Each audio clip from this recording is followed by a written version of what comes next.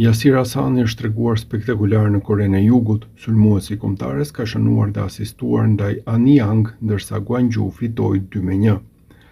Sfida ishte e vlefshme për javën e 21 dhe Hasani u tregua protagonist absolut. Fillimisht asistoi pas lëvizjes mjaft të bukur që e futi në zonë kur luhej minuta e 12.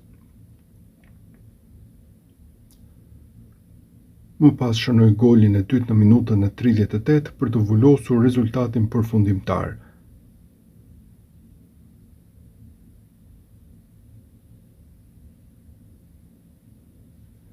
Hasani ka shënuar 6 gola në 18 ndeshje përgjatë kampionatit.